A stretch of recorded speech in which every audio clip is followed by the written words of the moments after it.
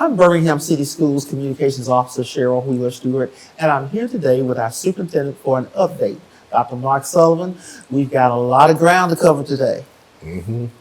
Let's start by talking about the budget.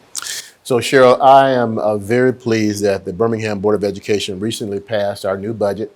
It takes effect on October the 1st. This budget totals $466 million. Now that sounds like a lot of money, but this is what it takes in order to make sure that we're educating our students and providing our scholars with what they need.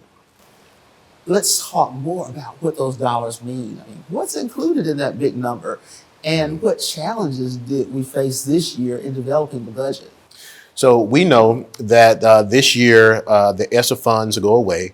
The federal government provided school districts and schools across the nation with millions of dollars of support in the aftermath of the COVID-19 pandemic.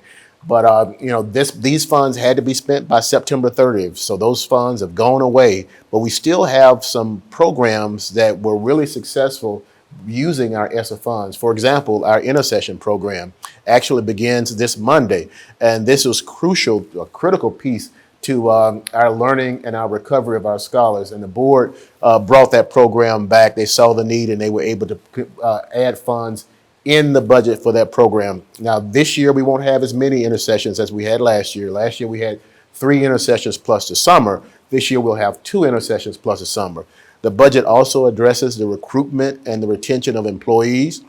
We will be offering $3,500 stipends to our certified special education teachers, and for our full-time employees, they will also get a 2% raise provided by the state. Also, the board has generously approved to give $1,000 prospective pay to all of our full-time employees, and they'll see that later on this year in December. We're also continuing our investment in safety and security and in technology. And when it comes to our capital projects, Cheryl, every one of our facilities will receive some level of improvement this year. So this our full budget is available on our website at www.bhamcityschools.org. Now, you mentioned Intercession. It starts real soon on Monday. Talk a little bit about that. That's right, Cheryl. So Intercession starts, our first fall Intercession starts on September the 23rd. And it's really hard to believe that we're already completing our first grading period. So Intercession happens again on September the 23rd through the 27th. And students who need additional help with learning recovery, they can come to Intercession and get the help that they need. But not only that, students who need enrichment, we offer enrichment for our students. Last year, we were able to offer universal after-school care in our K through 8 and our elementary schools with ESSA funds. As I mentioned before, the ESSA funds are going away. So some individual schools who've had after-school care this year, they may continue to offer that at their school. So we ask the parents to really contact their school about after-school care. So talk to me a little bit about the impact of Intercession. I mean, we've had it now for a little while. What does it do for our scholars? So we've had studies done on Intercession, and what we found is that the majority of the students who attended Intercession, Cheryl, in Birmingham City Schools had a greater impact on their academic performance than their peers who did not attend Intercession. So, as you know, we've also received a lot of state and national attention on the academic progress of our students post-pandemic. Just a few years ago, just a few days ago, pandemic is playing with all our memory, but just a few days ago, the governor of Alabama selected Brown Elementary School to have the National Governors Association to attend. And I want you to just look at this roll of film that done by Fred Davenport about this visit to Brown Elementary School. Charles A. Brown Elementary School is back in the national spotlight. Representatives from 27 states and U.S. territories who are part of the National Governors Association came to Brown today to learn how the school went from a failing school to a now thriving turnaround school. Brown Elementary student ambassadors greeted the representatives with a big warm welcome. The ambassadors took the representatives around the school for a tour of several classrooms. Good morning, Abby!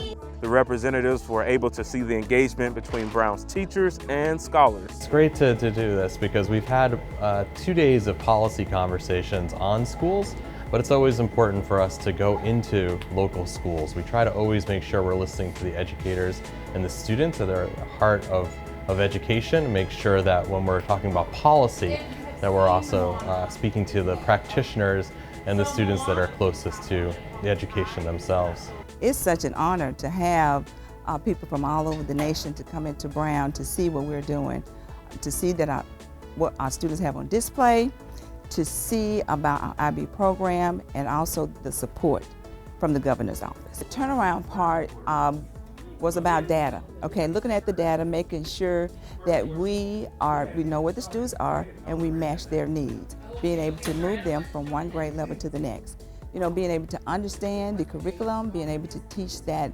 to a higher rigor. It's not more, it's just deep conceptual thinking. Last year, Alabama Governor Kay Ivey came to Brown Elementary to recognize the school as a state turnaround school and promote reading. I'm Fred Davenport, BCS Media. Now, we've talked a lot about academics, but Birmingham City Schools is also getting attention when it comes to athletics.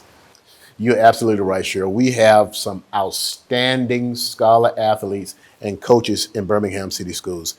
ESPN, they were in town this past Friday on September the 20th to broadcast the game between Parker High School and Carrollton High School out of Georgia. And this week, we are our very own Carver High School, the Carver High School Rams. They're going to be traveling to the legendary Radcliffe Stadium in Odessa, Texas, and they're going to take on the Perryman High School.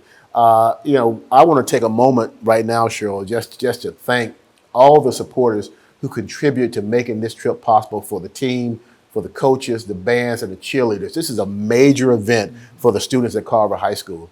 And, it's not just an athletic event, because while the students are out there in Texas, they will also have college tours that they will attend. I think the game it wasn't just from a standpoint of football, it was just a standpoint of the morale of the school. We're not only just taking the football team, but we raise funding for the band, cheer, athletic trainers, and everybody else. So we're going to tour UT Permian Basin, have game nights, also have school-wide dinner with the band, football team, and athletic trainers and cheer and all that good stuff. So it's just going to be mapped out for everybody, not just football. Now, are there any other reminders, or is there any other information you want to share about things that are on the horizon for Birmingham City Schools? So, Cheryl, first, this is September, and September is Attendance Awareness Month. So this is a time where, of the 9 months of school, is really important, because from the first day after Labor Day, we start taking our 20-day counts. So that's how we fund our schools. It's important that our students are registered for school. It's important that they attend school. We know that every day of learning counts. So this is a month where we really highlight attendance in our school district. Also, this month, we start Hispanic Heritage Month. It's from the middle of September to the middle of October. We want to take a moment to celebrate all of our Latino and Hispanic students who we have in the school system, and show that we are a very inclusive school system, and we want to recognize and highlight all the contributions that our Latino brothers and sisters have made throughout this country. And then finally, Cheryl, we have started our strategic planning process. We've had a couple of meetings at high schools over the past few weeks. We've met at Parker High School, talked to parents about our strategic plan. We met at Winona High School, talked to parents about our strategic plan, and we want our parents to really come out and hear what the direction of Birmingham City Schools is going to be over the next 5 years, because this is a plan that was not made in a silo. This was a plan that was made in conjunction with with our parents, with our community partners, with our stakeholders. And so we want to come back to our parents, our community stakeholders, and say, we heard you, and this is the plan that we are going to use to guide us for the next 5 years. So if you're interested in coming out to see come out to one of our strategic planning meetings, go to our website. Again, that's www.bhamcityschools.org. Thank you so very much, Dr. Sullivan, for all of this information. And, one thing that we always say in our strategic plan, our tagline is, Birmingham City Schools, success starts here.